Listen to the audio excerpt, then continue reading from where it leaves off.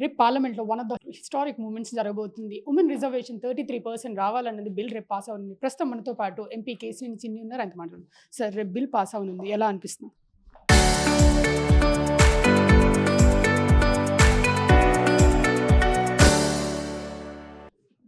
దేశానికి ఒక శుభ పరిణామం.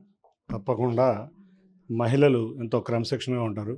కుటుంబ బాధ్యతలు నిర్వర్తించడమే కాకుండా తమ పిల్లలకి బాధ్యతమైన విద్య నేర్పించడం కానీ అన్నింటిలోనూ కూడా మహిళల వల్లే అభివృద్ధి చెందుతుంది ఏ కుటుంబమైనా. అటువంటి కుటుంబంలో ఏ విధంగా మహిళలు వృద్ధిలో చెందుతారో మన వ్యాపార రంగాల్లో చూస్తే బ్రహ్మాండంగా సక్సెస్ అవుతున్నారు, వాణిజ్య రంగంలో బ్రహ్మాండంగా సక్సెస్ అవుతున్నారు, ఇండస్ట్రీస్లో సక్సెస్ అవుతున్నారు. ఇట్లా మహిళలు చెయ్యని రంగం అంటూ ఏం లేదు. మొన్నటిదాకా కూడా విజయవాడలో అంతా రిపోర్టర్లు అందరూ జెంట్స్ ఉండేవాళ్ళు. ఇప్పుడు చూస్తే మీలాంటి మహిళలు వచ్చి ఈ రిపోర్ట్ రంగంలో కూడా ముందుకు వెళ్ళిపోయారు. కాబట్టి దేశ చరిత్రను మార్చే విధంగా ఈ మహిళా రిజర్వేషన్ బిల్లు ఉండబోతుంది. ఎందుకంటే ఇవాళ దేశంలో చాలామంది వ్యక్తులు రాజకీయాలు అంటేనే ఒక రోతగా ఉన్న సమయంలో మహిళలు వచ్చి మహిళా బిల్లు ద్వారా మహిళలందరూ కూడా ఈ రాజకీయాల్లో కొత్త ఒరవడి సృష్టించి దేశాన్ని ఏ విధంగా మన కుటుంబాలను ముందుకు తీసుకువెళ్తారో అదేవిధంగా దేశానికి ముందుకు తీసుకెళ్లే విషయంలో కూడా ఉంటారని తెలియజేసుకుంటాం. మీ మూమెంట్, మీ హయాంలో 2 హిస్టారిక్ బిల్స్ పాస్ అయినాయి. ఒకటి అమరావతి బిల్, ఇంకోటి రిజర్వేషన్ బిల్. ఎలా అనిపిస్తుంది? నిజంగా గౌరవ ముఖ్యమంత్రి చంద్రబాబు నాయుడు గారికి ధన్యవాదాలు చెప్పుకోవాలి. ఈ 2 బిల్లులు పాస్ అయ్యే సమయంలో నన్ను పార్లమెంటు సభ్యుడు చేసినందుకు చంద్రబాబు నాయుడు గారికి, విజయవాడ ప్రజలకి, తెలుగుదేశం నాయకులకి, కార్యకర్తలకి, కూటమి నాయకులకి అందరికీ కూడా ధన్యవాదాలు తెలుపుకున్నాం. నిజంగా ఇది ఒక గొప్ప విషయం. ఈ 2 హిస్టారిక్ బిల్స్లో నేను పార్లమెంట్ సభ్యుడు అయినందుకు చాలా ఆనందంగా ఉంది. డీలిమిటైజేషన్ గురించి ఇప్పుడే దక్షిణాది రాష్ట్రాల్లో చర్చలు జరుగుతున్నాయి. దీని గురించి ఏమంటారు?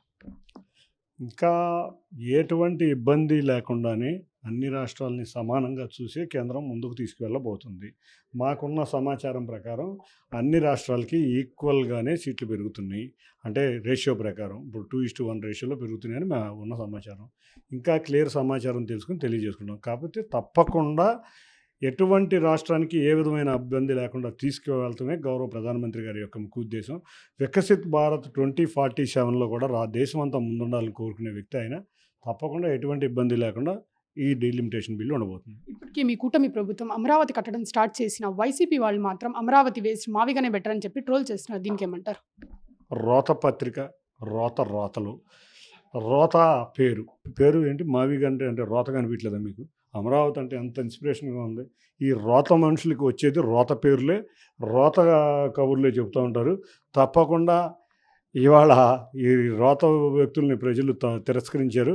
అందుకే 3 రాజధానులు అనగారు 11 రెడ్డి అయ్యాడు. బిల్లును వ్యతిరేకించి మావిగన్ అనగానే 0 రెడ్డి కాబోతున్నాడు. తిరువూరులో దత్తు గారి దగ్గర మీరు డబ్బులు తీసుకున్నాయని చాలా ఆరోపణలు వస్తున్నాయి. తిరువూరులోని ఎందుకు అన్ని ఆరోపణలు మీ మీద వస్తున్నాయి? నా మీద ఏం ఆరోపణలు రాలేదమ్మా. ఏదో వీడియో అయిందని చెప్పాడు. దత్తు గారు దానికి సమాధానం ఇవ్వడం జరిగింది. దత్తు దగ్గర డబ్బులు తీసుకునే అంత స్థితిలో కేశినేని చిన్ని లేడు. విజయవాడలో ఎవరి దగ్గర డబ్బులు చేసుకునే స్థితిలో కేశినేని చిన్ని లేడు. ఇంతవరకు ఎప్పుడు రాలేదు. సాక్ష్యాలు ఇప్పుడు దత్తు కూడా నేను క్లియర్గా చెప్పాడు. ఆయన 5 సంవత్సరాలు నాకు ముందు నుంచి కూడా అక్కడ ఇన్ఛార్జి. ఆయన అడిగి ఆయన సమాధానం కూడా చెప్పాడు. ఆ ఆరోపణలు వచ్చిన వాళ్ళని అడిగితే సాక్ష్యాలు ఏమున్నాయో తెలుసుకుంటే మంచిది. మహిళలు ఎలాంటి దాంట్లో ఉన్నా ముందుకుంటారని చెప్పి మహిళల రిజర్వేషన్ బిల్ అయితే తెస్తున్నారు. పార్లమెంట్లో కూడా, పాలిటిక్స్లో కూడా ఉమెన్ రిప్రజెంటేటివ్స్ వస్తే దేశం ముందుకెళ్ళిద్దని ఎంపీ కేసీఆర్ చిన్ని అంటున్నారు. కెమెరామెన్ ప్రసాద్తో అథా మహమ్మద్ RTV, విజయవాడ.